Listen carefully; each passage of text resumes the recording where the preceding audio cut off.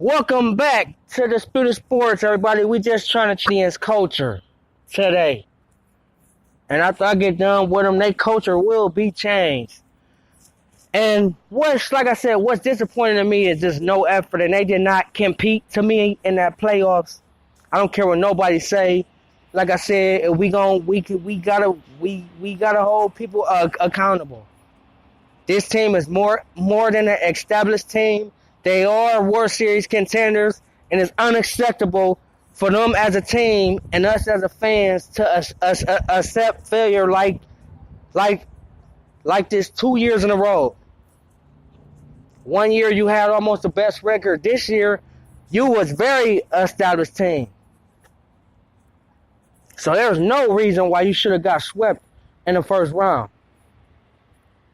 Now, like I told y'all before the break, the Indians, Terry Francona is on the hot seat. And not trying to take nothing away from him. Yeah, he's a Hall of Fame manager. He's a great manager. He knows his baseball. But at times, after a while, you only can do but so much. And I think that Terry Francona, he took the team to the World Series, but he just didn't get it done. But he's not progressing after that. He's decreasing. And when that comes, no matter what the name is, the front office, meaning what the GM and the president and the owner has got to come up with a decision. Yeah, it might be tough, but sometimes a change is better. Look at the Browns, Baker Mayfield.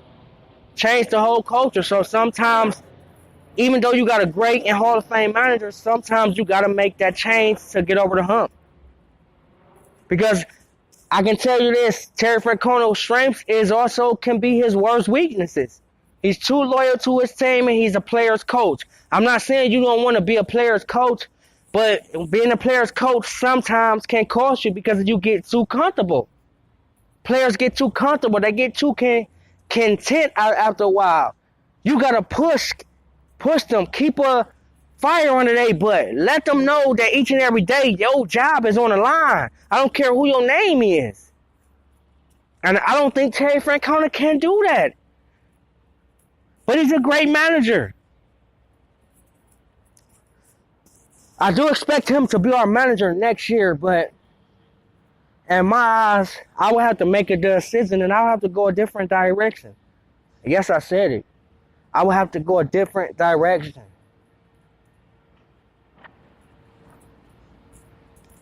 Because this team is too talented, too established, and too proven. The Bending got put out 2 years in a row in the first round. 1 year you require Jay Bruce. Next year you get Josh Donaldson. You get Brad Hand. And you still get put out first round. It's not the GM or the owner. It's the manager. It's the elephant in the room. It's like the Indians checking all their check boxes. But the biggest elephant in the room is Terry Francona. He's not getting the job done, and I'm sorry. And yeah, he came in and changed his organization. He changed his organization by winning. Okay, he got him there. That's good, but sometimes a change can get you over there. Just like the Cavs. David Blatt was what? 31-15 when he lost his job. Yeah, he was winning the Cavs was winning, you could say because of LeBron or whatever, but he still get credit for his wins and losses as a head coach. And he came in, had a great record, but they saying that he couldn't take control of this team. They saying that he couldn't take this team to the next level because players didn't respect him, so they made a change. And once they made that change, it was Tyronn Lue. The players respecting him. They knew he knew basketball. And they won the NBA championship. So sometimes you got to go that route. It's called a business decision. You do what's best for the organization. And to me, what's best for the organization is you got to turn the page on Terry Francona. He's been here for 5 or 6 years. He did a great job with this team. I think enough is enough. I think you move forward. Going forward, they got some decisions to make. You got to find out you got Michael Brantley, you got Josh Donaldson, Cody Allen. I wouldn't sign him. Andrew Miller, I wouldn't sign him back. Well, you really have some decisions to make. Me personally, since Josh Donaldson didn't have a great postseason, and when he came back, he looked at okay. You can get him on a rental deal. So I wouldn't mind bringing him back playing third base. That way you can have Jose Ramirez at his natural position at second base. But then you have to do something with Jason Kipnis. To me, Kipnis is a great player. He's a good utility player that can fit in, and he's put up decent numbers. He's a good hitter, but sometimes a team just don't got room for you. So I think you got to go a different direction with Jason Kipnis, which that might hurt me to say, because I really like Jason Kipnis, because you got Bradley Zimmer coming back, you got Martin coming back for center field, and then Brantley coming back. Where do you go? Do you put him in right field? To me, Melky Cabrera, he's got to go. To me, Geyer got to go. To me, you need another stick in that outfield.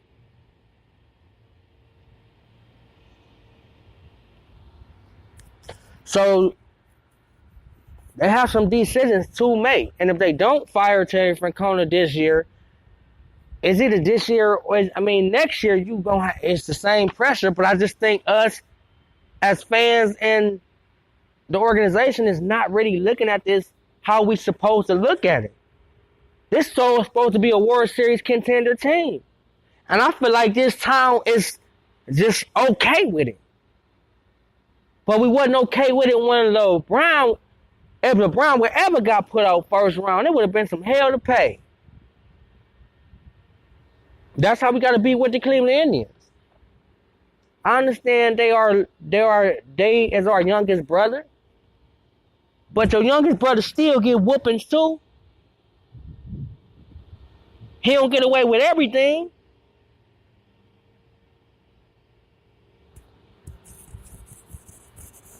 It's just unacceptable. And it's just really, really frustrating and sad as an Indians fan. Because,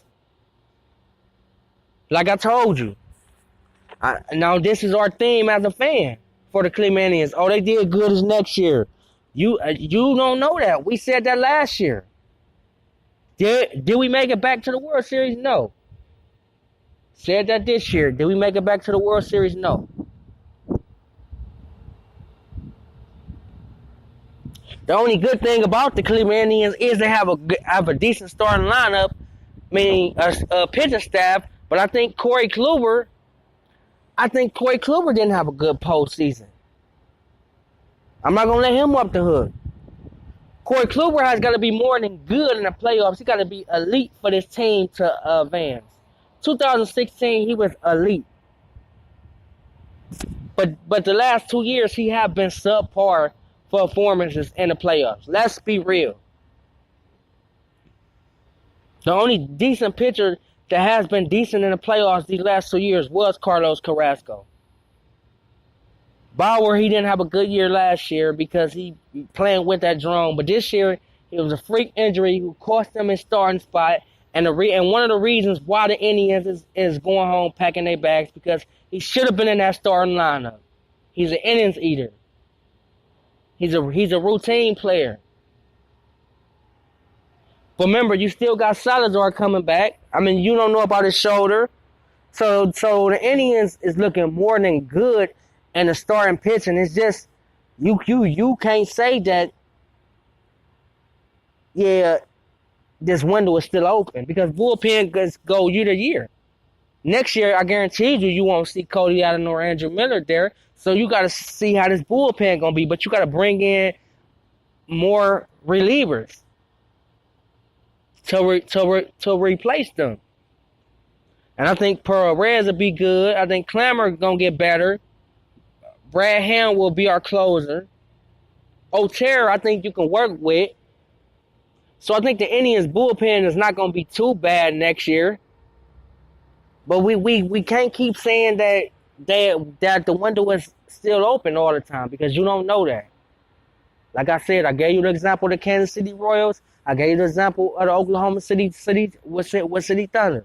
Look at those two teams now. The only difference is that one took advantage of it and the other one didn't. But look at them now. But nobody expected the Kansas City Royals to like a blink of an eye. And the Indians got to realize that to Jose Ramirez and let him know, yeah, you're a good, decent player halfway in the season, but when the playoffs count, that's when it counts. That's when you make your big money. That's when you separate the man from the boys. And Jose Ramirez has been a little boy in these playoffs. Now he's about to go on his vacation and enjoy his time and forget about what he done in this playoffs. But us as fans can't let him. You got to put pressure on him. And hats goes off to Francisco Lindor, because he was the only thing in this playoffs. So I think going forward, the Indians got some big decisions to make. I hope they can keep Michael Brantley and Josh Donaldson, because they're not going to be that expensive pieces. But when healthy, those are two of the best players in the major leagues, and you got a full year with them, and I think they'll be different players. Going forward, it's going to be a tough winter and spring for the Cleveland Indians, but they got some decisions to make, and I think their window is slowly but surely shutting. And it's very, very disappointed the last 2 years we got put out the first round. Coming up next, we're going to talk about our society topic discussion. Don't go anywhere. Back in a minute here on Disputed Sports. Preparation. But one thing I never thought to prepare for was cervical. 91% of cervical cancers are caused by the human papillomavirus, or HPV. 1 in every 4 Americans is infected with HPV. For many people from cancer, the HPV vaccine is recommended for years old, and a cancer vaccine may be an option for teens and young adults. Talk to your doctor. You don't want HPV hiding. No such thing as a life that's better than yours. No such thing as a life that's better than yours. Love yours. No such thing as a life that's better than yours. No such thing. Heart beating fast. No such thing of a life that's better than yours. And welcome back to Disputed Sports, people. We just got done finishing up the Cleveland Indians. What a horrible year. But let's get into our society topic of the day. Yeah.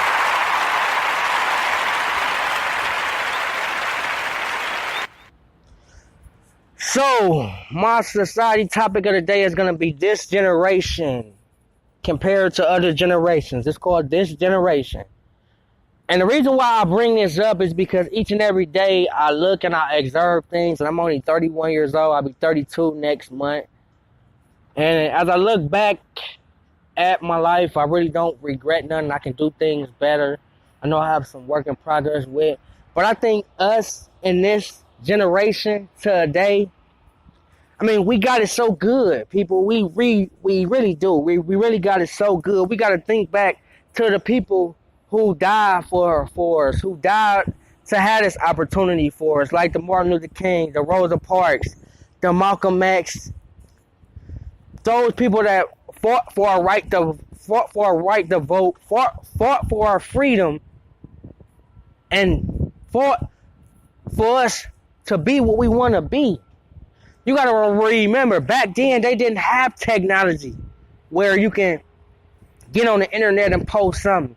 They didn't have technology where you can use wherever you going. They didn't have scholarships. Hell, they barely went to school. But they risked their lives